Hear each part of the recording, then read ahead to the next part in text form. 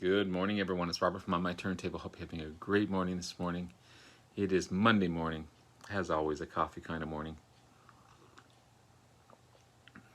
I want to continue my look at great albums from the 70s.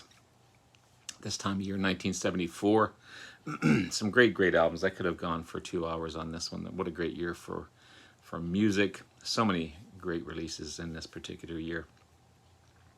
But before I get into it, though, please hit the like and subscribe button below. Thank you to all that have liked and subscribed so far. I greatly appreciate it. I want to continue to put great content out there to be informative and to show you guys some great bands and artists that I have in my collection.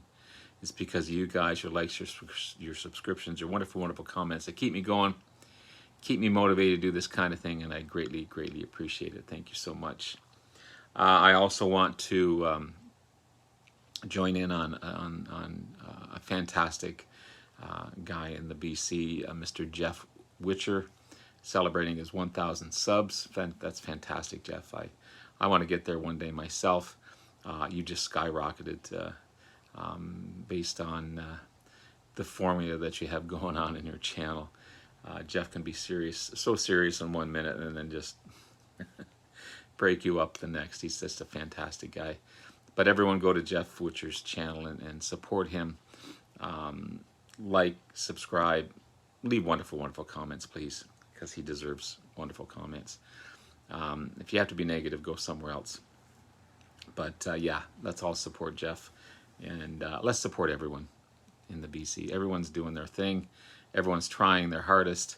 Let's be supportive, and let's be gentle and kind, and like and subscribe to everyone. And don't watch for 5 seconds. Watch their video, support them, leave great comments about the video, because that's what gets me going as well. That's what keeps me motivated to do this kind of thing, is your guys' wonderful comments. And they're not just a couple of words. Some of them are paragraphs. I mean, it's just wonderful that you guys really take the time and watch and enjoy. So thank you for that. So enough rambling. Let's get into some albums here. The amazing, and I've got to get new outer sleeves, Court and Spark by Miss Joi Mitchell. This is an amazing album, probably one of her most commercially successful albums, and beautiful artist, internationally known, proud Canadian, proud to have her as a Canadian for sure. But you got Raised on Robbery, you got Help Me, the amazing Help Me, and Free Man in Paris as the big hits off of this one. But just a great album from start to finish. Wonderful stuff. Queen, Sheer Heart Attack. This is probably one of their heavier albums. It's and progressive as well. Such a great album. Brighton Rock, Killer Queen, Tenement Funster, Flick of the Wrist, Lily of the Valley, Now I'm Here, In the Lap of the Gods, Stone Cold Crazy, Dear Friends, Misfire, Bring Back That Leroy Brown, She Makes Me, In the Lap of the Gods, revisited.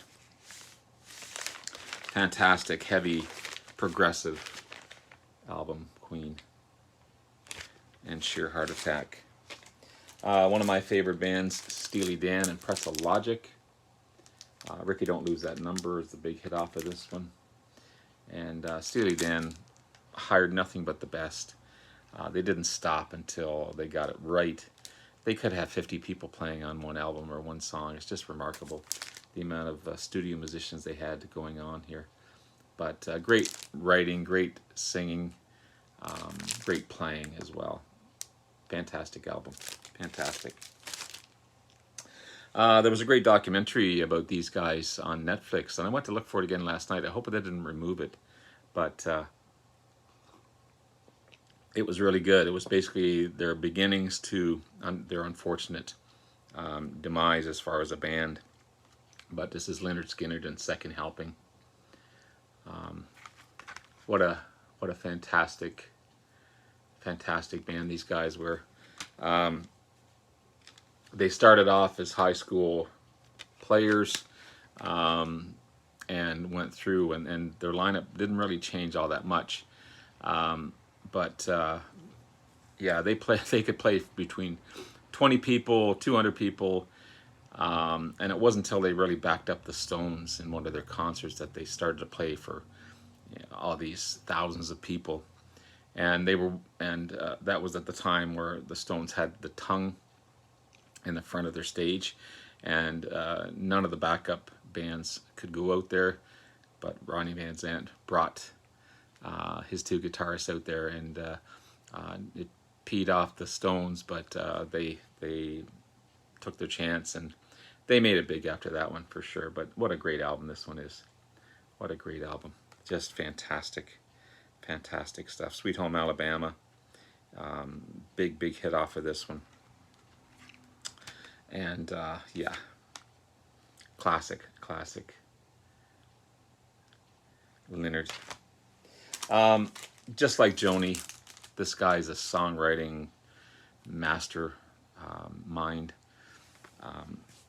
And for a third studio album to be this prolific and this meaningful and deep and rich, it's just a remarkable album. This is Late for the Sky and Jackson Browne. Third studio album, as I said. Unbelievable. But then you've got the great David Lindley backing him up on guitars. You've got Dan Fogelberg, Don Henley, and J.D. Souther providing backing vocals. And just a masterpiece of an album. It's about life and the meaning of life, and it's just, again, every time you listen to it, you get a different meaning from it, depending on the mood you're in. It's just fantastic album. 1974. Great Canadian release from a great Canadian band. This is Bachman Turner Overdrive. Not Fragile. Another heavy album from these guys. They could rock it out with the best of them and be as heavy as anyone else. They could also make fun. You Ain't Seen Nothing Yet was a big hit off of this one. Randy was actually making fun of his older brother who had a little bit of a stutter. You got Not Fragile, Rock Is My Life, and This Is My Song, Roll On Down the Highway, You Ain't Seen Nothing Yet, Freewheelin', Sledgehammer, Blue Moanin', Secondhand, Give It All Away. Randy Bachman's brother had left as his rhythm guitarist, so they brought in Blair Thornton to replace him, a great guitarist in his own right. But you've still got Randy and Fred Turner. Fred Turner, that growl, that heavy growl that he's got. But when he couldn't sing anymore, Randy got up and sang because it was just hard to sing with that. But yeah, great album, Not Fragile. Seventh studio album by these guys, King Crimson and Red. I love this album. So good. It's definitely progressive, but it's a heavier sound than their previous albums. It was considered one of the heaviest albums of that time, 50th heaviest albums of that time. But it was a fantastic release by King Crimson. Just, pardon me, a remarkable band. Remarkable band. Ian Gillan's out. David Coverdale and Glenn Hughes is in. They bring out Burn. Of course, Deep Purple, one of my favorite bands. This is the Mark III version of the band. I think they're up to Mark V or VI now. So many different versions of this band, but it's my all-time favorite band. Hint, hint, Jeff Witcher. But I'll be talking about these guys during his contest. But what a great... Glenn Hughes and David Coverdale, of course, share lead vocals. Both great singers in their own right. And it just brought a bigger sound to Purple, as much as I love Ian Gillan. And Roger Glover provided that heavy bass while Glenn Hughes came in and stepped in and did a fantastic job on this. Of course, you got the title track Browne. You feel no one, what's going on here, Mistreated, A200, Might Just Take Your Life, Lay Down, Stay Down. Then you got 5 bonus tracks on here as well. But great album, Browne. Great Southern rock. Cool band. I love these guys. This is Little Feat. Feats Don't Fail Me Now. Just a fun Southern rock band. Fantastic playing as well. Lowell George was a fantastic player. Rock and Roll Doctor, Old Atlanta, Skin It Back, Down the Road, Spanish Moon, Feats Don't Fail Me Now, the title track, The Fan, and then there's a Cold Cold Cold Triple Face Boogie medley on this one, 10-minute, fantastic track on this one. But what a great album by Little Feat. If you like Southern rock, definitely pick up some Little Feat. One of my favorite albums ever.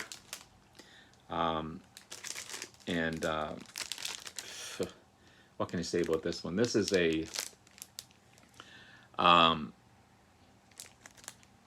concept. I would say it's a concept album from start to finish, and you can't just listen to one track. You've got to listen to the whole album. It's deep. There's so many sounds going on and such happening. Great vocals between Roger Hodgson and Rick Davies. 2 different styles of singing, but they blend together well. I mean, you've got School, you've got just one of their heavier tracks as well, Bloody Well Right. You don't hear these guys being so heavy, but man. Then you got the beautiful Hide in Your Shell, you got Asylum, and the way Rick Davies sings that, and the noises and the sounds and the voices that you hear. Then you got the Light Dreamer, and you got Rudy. Rudy, he goes on an adventure. You can almost see him at the train station. Just remarkable. If everyone was listening, beautiful song. Everyone was listening. Then you got the Crime of the Century song. Just amazing. It's only 8 songs, but man, I could listen to this thing. And I have listened to it for forever, and I don't get sick of it at all. It's a wonderful album, Crime of the Century. Blue Oyster Cult, Secret Treaties. Great album by Blue Oyster Cult. I have to get this one on vinyl for sure. These guys are so good. Buck Dharma is a fantastic guitarist, great singer as well. But yeah, great stuff. Secret Treaties. From the Eagles, from this great box set featuring their first 6 albums. 1974's On the Border. Already Gone, You Never Cry Like a Lover, Midnight Flyer, On the Border, of course, the fun James Dean, Good Day in Hell, The Best of My Love, big ballad on that one, Best of My Love. Don Henley, great singer, drummer, which is not an easy thing to do. But Glenn Frey, the whole boys. Yeah, it's a great album. It's a great album. This is Chicago 7. Their first 4 albums were double albums, and then they went single on 5 and 6. And then they went back to a double album again in 7. They just have so many songs. So many songs. And this was at the Caribou Ranch, where they did a lot of their writing, did a lot of their partying, did a lot of their playing.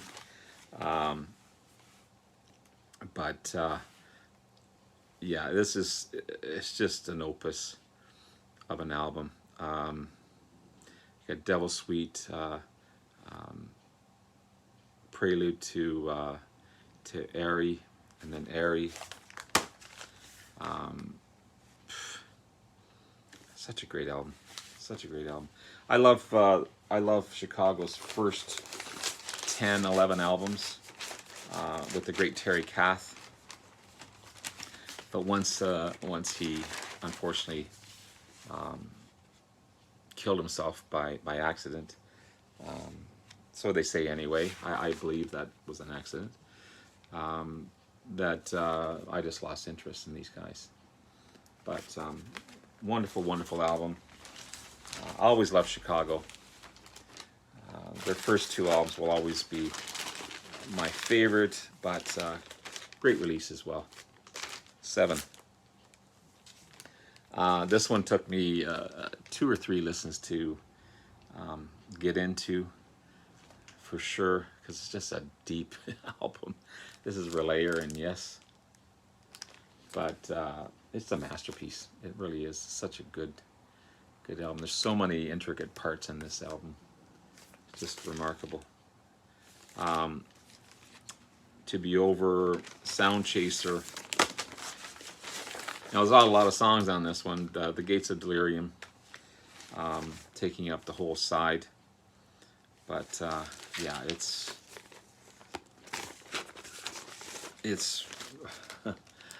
one of a kind, for sure. But again, it took me 2 or 3 listens to really understand it, get into it, enjoy it. But fantastic, fantastic stuff. Dark Horse is George Harrison. Really, really good album. Such a great writer, such a great singer, underrated singer. You got Mick Jones and George, of course, sharing guitars on here. Alvin Lee's on here as well, and which is really cool. Ron Wood is on here, on here as well. You got Ringo playing drums, Gary Wright on piano. Who else is on here? I mean, there's so many artists. Billy Preston's on here. Yeah, great album. Great album. Eric Clapton's on here as well. I mean, just so many artists on here.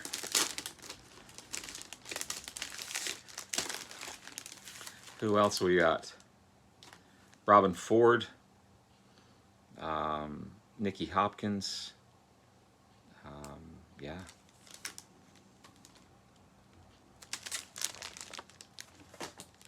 There he is there. Great album. Great album. One of my favorite solo artists from the Beatles. I prefer Wings over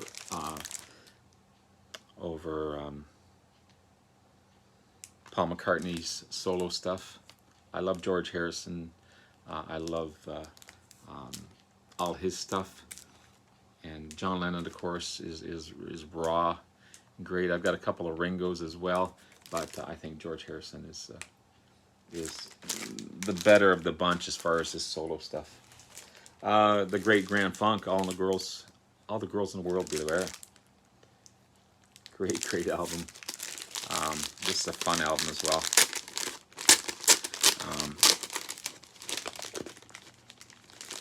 And I've got to get back into listening to this one. These guys were just at the top of the world, and yeah.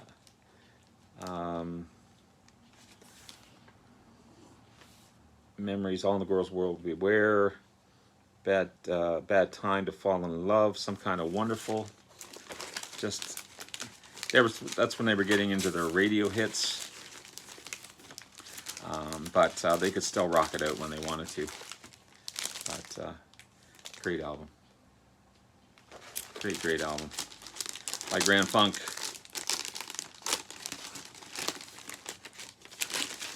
I'm going to try and hurry this up because I've still got quite a few to go. But put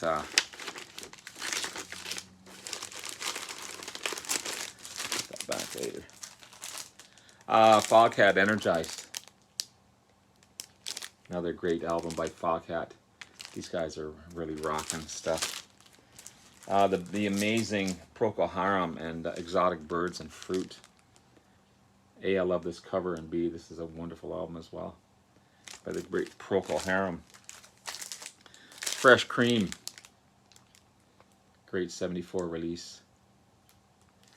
Fresh Cream. Speaking of Alvin Lee, 10 years after, Positive Vibrations. The great 10 years after, one of my favorite British bands. As well as these guys. Thunderbox, Humble Pie. It's my favorite album by them. As well as On to Victory. Sorry, this is not, no, this is not, this one shouldn't be here. But it's a great album, but it shouldn't be here. Finally, War Child, Jethro Tull. War Child, Jethro Tull. Just like Aqualung, it's an opus of an album. It's really, really good stuff. Love this album. I wish I could talk more about it, but we're already running out of time here. So thanks very much, guys. Have yourself a wonderful day. Love you all. And we'll talk to you again soon. Take care. Bye now.